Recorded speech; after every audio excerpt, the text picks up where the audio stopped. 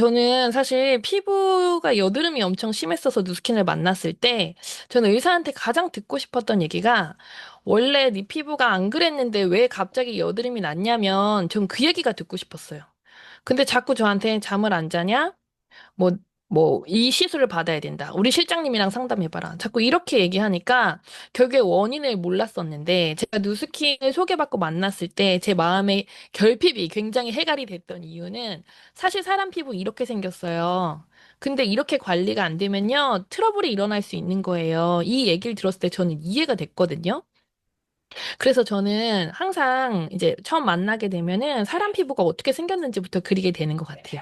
그래서 아주 간단하게 보면 우리 사람 피부는 표피와 진피, 그 밑에 피와 지방층으로 이루어져 있고요. 모공이 다 똑같아 보이지만 사실 털이 있는 모공과 없는 모공이 있거든요. 근데 털이 없는 모공에서는 수분이 나옵니다. 땀이 나오고요. 털이 있는 모공에서는 피지선이 발달해가지고 유분이 나와요. 근데 우리가 물과 기름이 섞이나요? 안 섞이나요? 안 섞이죠, 통상적으로. 근데 우리 피부 위에서 유일하게 섞이는데, 그거를, 천연 화장품이라고 한다는 거예요. 섞이면서 머리부터 발끝까지 보호막 하나를 만들어주는데, 그 보호막을 pH 페이퍼로 테스트를 해보니 약산성이라는 거예요. 이 약산성 보호막이 하는 역할이 뭐냐라고 봤더니 우리 피부 속 안에 수분이 있거든요. 근데 그 수분이 날아가는 거, 증발하는 걸 일단 방지시켜주고요. 그리고 공기 중에 세균이나 박테리아가 침투하는 걸 막아줍니다. 그럼 반대로 약산성 보호막이 벗겨지면 어떤 상태가 되는 거냐면 알칼리 상태가 되는 거거든요. 그럼 그 알칼리 상태에서는 피부가 건조해지고 건조해지면서 잔주름이 생기고 탄력이 떨어지고요. 세균이나 박테리아가 침투하면서 염증성 피부를 만들 수 있다는 거예요. 그리고 모낭충이 피부 속에 산다는 얘기 혹시 들어보셨나요? 저는 정말 누스킨 4년 썼을 때 콜드를 갔어요. 근데 그 한의원에서 모낭충을 뽑아서 이제 보여주면서 당신 피부 이 상태야. 그러니까 우리 거 관리받아야 돼. 이렇게 마케팅을 하는 한의원이었거든요. 근데 제가 이제 거기 갔어요.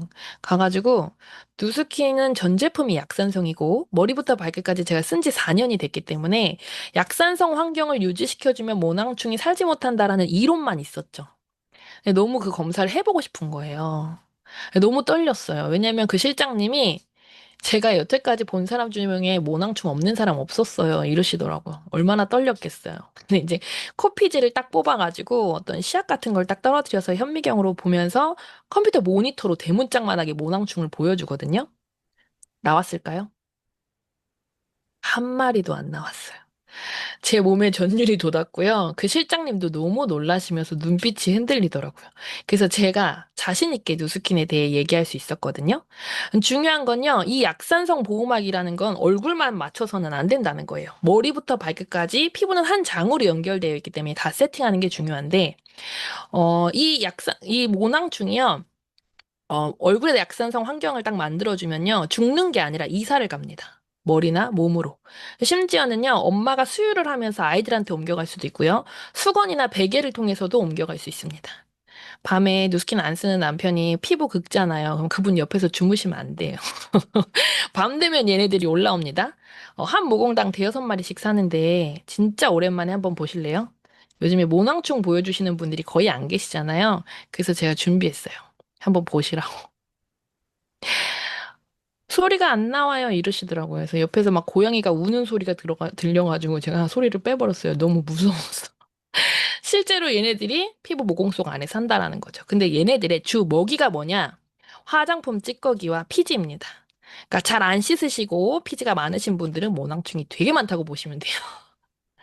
자, 반대인 환경. 근데 이 약산성 보호막은 사람이 태어나면서부터 다 갖고 태어나는데 왜 없어지냐? 왜 없어지냐? 거품 내면서 씻어내는 애들이 다 없애버려요.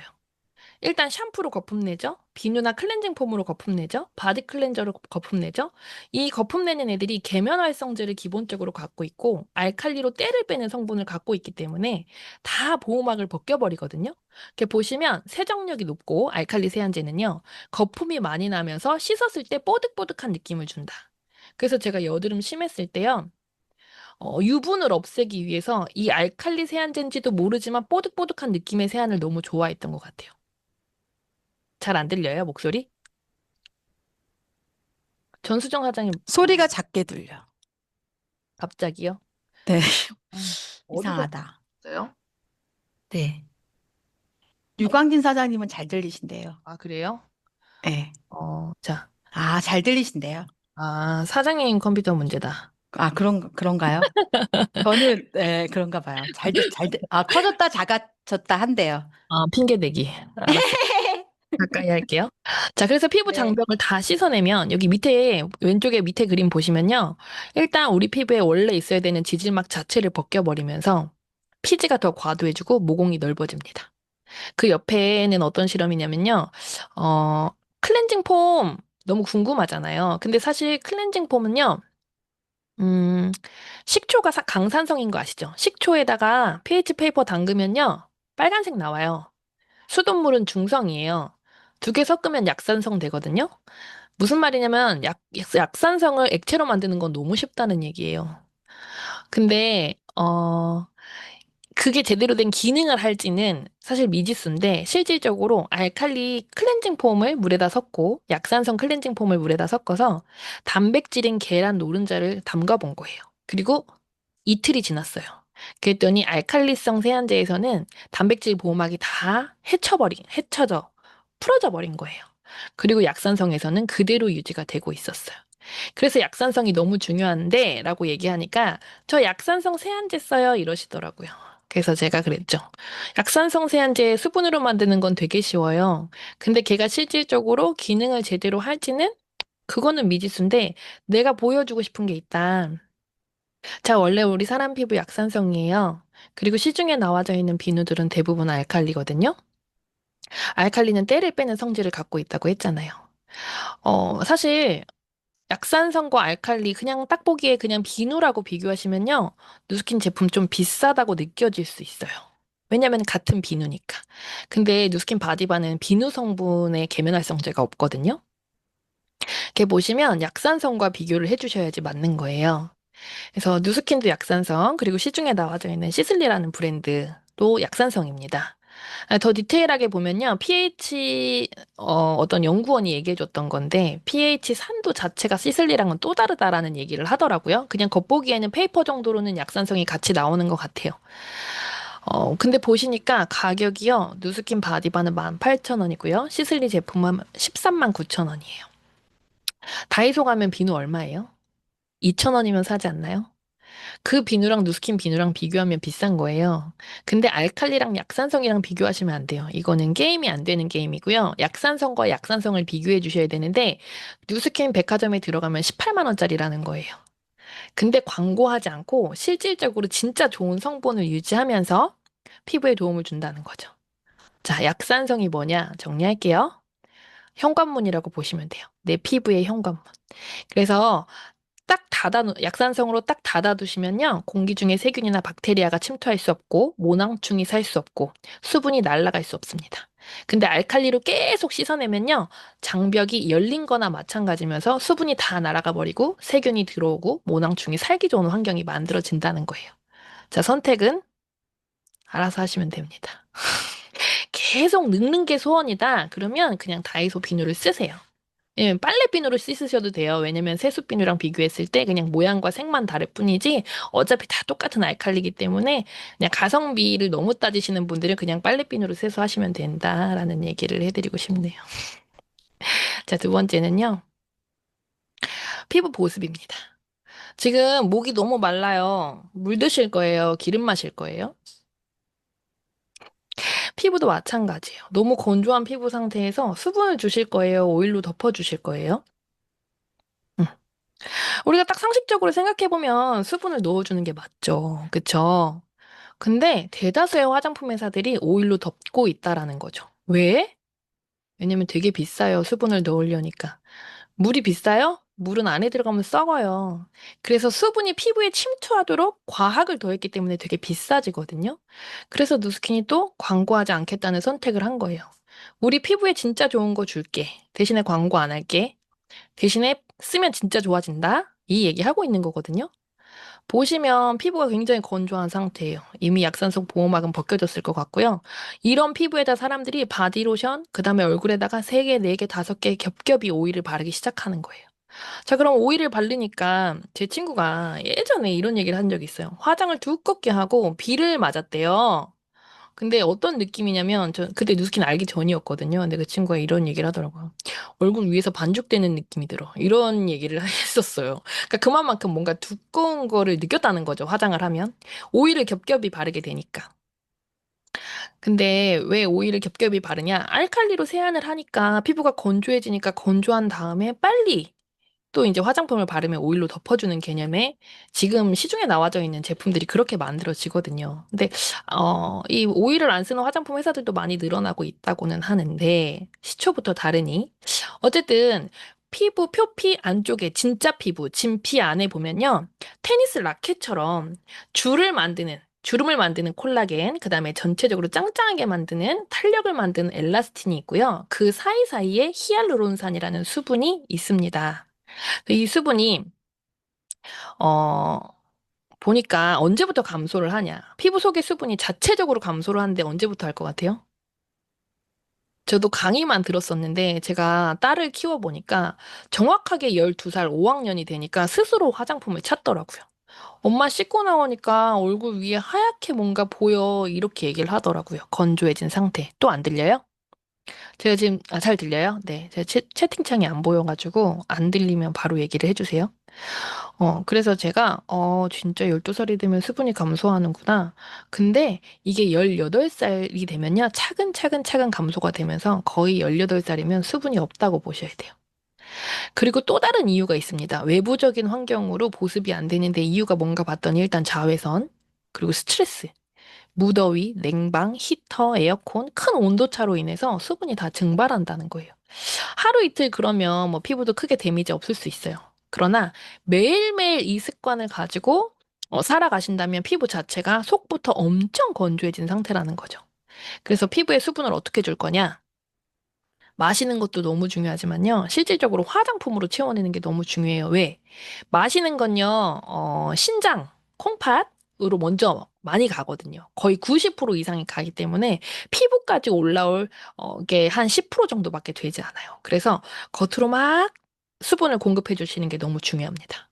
그래서 누스키는 보습 방법을 어떤 식으로 선택을 했냐? 이건 건포도예요. 실질적으로 실험을 한 건데, 건포도를 가지고 저희 수분 인자인 NAPCA 미스트에다가 담궜어요. 이틀 지나고 찍은 거거든요. 봤더니 실질적으로 건포도 안에 수분이 들어간 거예요. 그래서 누스킨 쓰면요, 피부가 탱탱해집니다. 그쵸. 근데 시중에 나와져 있는 대부분의 화장품의 증량제들은 석유 기름인 미네랄 오일을 쓰고 있기 때문에 이틀이 지났는데도 전혀 변화가 없어요.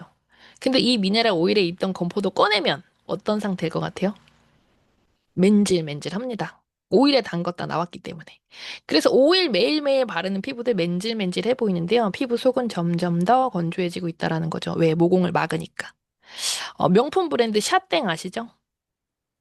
어떤 남자분이요. 유튜버인데 거기 메이크업 아티스트예요. 그래서 쌩얼을 가지고 나와서 그 샷땡으로 메이크업 하는 거를 이제 보여주는 걸 제가 우연찮게 보게 됐어요. 근데 제가 그분의 쌩얼을 보고 너무 안타까웠어요. 자기는 샷땡만 쓴다고.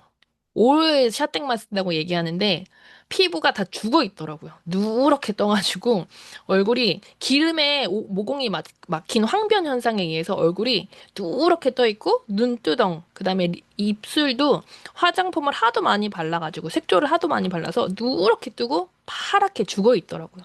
전 진짜 그분한테 누스킨을 너무 쓰게 해드리고 싶었거든요.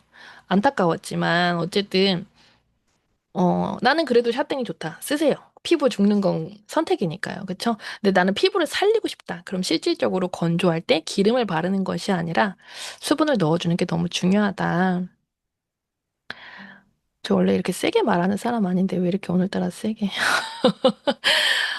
실제로 이 데몬 많이 하실 거예요. 미네랄 오일이 뭐냐라고 보여주는 거예요. 탈 때 끓음 보시면 알겠지만 석유 기름입니다. 그래서 미네랄 오일, 이름 예쁘죠? 미네랄 오일 음, 이름 예쁘다고 성격 좋은 거 아닌 거 아시죠? 자, 세 번째는요, 경구독이라는 얘기 혹시 들어보셨어요? 경구독. 입으로 먹는 독소예요. 근데 이렇게 딱 보시면요, 뭐가 독소를 만들어낼지 아시겠죠? 딱 보기만 해도 뭘 먹었을 때 속이 편하고 뭘 먹었을 때 속이 불편하고 느껴지시잖아요. 그게 독소 차이거든요. 근데 실제로 먹는 건요, 들어가서 간과 장에서 해독을 합니다. 간에서 해독하고 장에서 대소변을 배출하기 때문에 차라리 먹는 건 덜 위험해요. 근데 피부는요, 경피독이라고 하는데요, 해독 장치가 없이 피부로 그대로 흡수된다는 게 가장 큰 문제예요. 그래서 예전에 TV에서 이런 실험을 했었어요. 소주 4병을 마시는 것과 소주 4병을 물에 타서 반신욕을 하는 것과 어느 쪽이 더 빨리 취할까? 마시는 건 해독이 된다니까요. 그냥 반신욕을 통해서 피부 안으로 들어오는 게 훨씬 더 빨리 취하게 되거든요. 그래서 경피독이 뭐냐면 합성 세제, 치약, 샴푸, 린스, 화장품, 생리대용품, 기저귀 이런 것들 있잖아요. 일상생활용품의 원료는요. 합성 화학물질 투성이기 때문에 아토피, 알레르기, 암, 여드름 사실 우리한테 독소가 되는 거는 먹는 것뿐만이 아니다. 피부로 그냥 들어온다는 거예요. 그게 뭐가 위험하냐? 피부로 들어와서 혈액과 림프를 타고 간과 신장에 무리를 주게 한다라는 게 굉장히 위험한 건데, 그럼 누스킨도 화장품인데, 근데 누스킨은 뿌리가 다르다니까요. All of the good, none of the bad를 지키고 있다고요. 그래서 42년 됐어요, 이 회사가. 42년 됐을 때 한 30년 조금 넘어서 저희 CEO한테 인터뷰를 한 적이 있어요. 여태까지 30년 넘게 뉴스킨을 그때 엄청 성장할 때였는데 뉴스킨을 운영하면서 제일 어려웠던 게 뭐냐라고 했을 때 여러 가지 뭐 경제 공황부터 되게 많은 일들이 있었지만 사실 그런 것보다 제일 어려웠던 건 이 슬로건을 지키면서 제품을 계속 만들어내는 게 가장 어려웠다라는 얘기를 했을 때 제가 너무 감동을 받았었거든요. 너무 감사하다. 회사가 조금 더 잘 되고 싶어가지고 나쁜 거 조금 한 번 1% 정도 넣고 더 잘 팔린다면 한 10배, 100배 이상의 매출이 늘어난다면 그 선택할 수도 있는 거거든요. 근데 노스키는 그 선택하지 않는 가장 힘든 선택을 하면서 제품을 만들고 있다라는 게 전 너무 감동이었고 그게 회사에 대한 신뢰였던 것 같아요. 미국 암 예방 협회 의장 노벨상 받으신 분이더라고요. 이분 제가 찾아봤어요. 사무엘 S. 앱스틴이라고 바람 주요 원인이 75%가 화장품, 욕실용품이라고 했어요. 결론은 뭐냐면요. 담배보다 훨씬 위험하다는 거예요. 그럼 이제 담배를 펴도 되겠네. 이렇게 생각하시면 아니 되십니다. 자, 경피독이 얼만큼 위험하냐면요. 이게 피부로 흡수된 독소들이 쌓이면서 생리통이 여자들이 너무 심해지는 거예요. 그래서 이렇게 보시면 벽지를 막 잡아 뜯었어요. 너무 심각하게. 그래서 아기를 낳는데도 이게 심각한 게 안 줄어드는 거예요. 근데 이분들한테 딱 3가지를 제안했어요. 뭐였냐면 화장품, 섬유유연제, 플라스틱 용기. 이 3가지를 제안하니까 생리통이 현저하게 좋아지기 시작하는 거예요. 왜? 결국에는 우리 몸에서 스스로 만들어내는 에스트로겐 그 이상을 만들어내는 제품들이 이 3가지라는 거거든요. 다시 한번 강조드리겠습니다. 그래서 이걸 통해서 다 좋아지고, 사실 이 사진이랑 이 3가지는요, 다른 방송이에요. 근데 이제 이 방송이 제가 누스킨 시작할 때 봤던 건데, 이 3가지를 딱 제안할 때 제가 섬유유연제를 끊거든요. 한 17년 정도 전이었던 것 같아요. 그리고 화장품은 뉴스킨이라서 너무 안심이 됐고요. 이때 끊었던 게 플라스틱 용기예요. 그래서 제가 지금도 혼자 살 때도 그랬지만 결혼해서도 플라스틱 용기를 안 써요. 그래서 무거워요. 맨날 유리 쓰고요. 스텐 씁니다. 이 2가지 외에는 안 써요. 그리고 저는 뜨거운 음식을 플라스틱에 담아서 배달해 먹는 거를 극혐합니다. 먹는 사람한테 극혐이란 얘기는 안 하지만 저는 극혐하기 때문에 우리 애들한테 먹이지는 않아요. 근데 마라탕이 그렇게 오는 거 아시죠? 봉지에 담아서 플라스틱 통에 담아서 오거든요. 너무 싫어서 진짜 귀찮은데 우리 딸이 먹고 싶어 할 때 식당에 가요. 근데 마라탕이 플라스틱 용기에 나와요. 너무 너무 짜증나요. 근데 어쨌든 딸 둘을 키우고 있기 때문에 어쩔 수 없이 최소한의 독소는 어떻게 할 수 없지만 지키려고 애를 쓴다. 마지막으로요. 그럼 뉴스키는 다 괜찮아요? 네, 다 괜찮아요. 그냥 믿고 쓰세요. 왜냐면 제가 17년 썼는데 몸이 너무 좋아진 나머지 이제 나중에 이제 강의할 때 제가 최근에 8년 전 사진을 찾았다가 너무 깜짝 놀랐는데요. 그거 한번 나중에 공개해 드릴게요. 그래서 뉴스키는 그냥요. 죽을 때까지 믿고 쓰시면 돼요. 화이팅! 네. 와.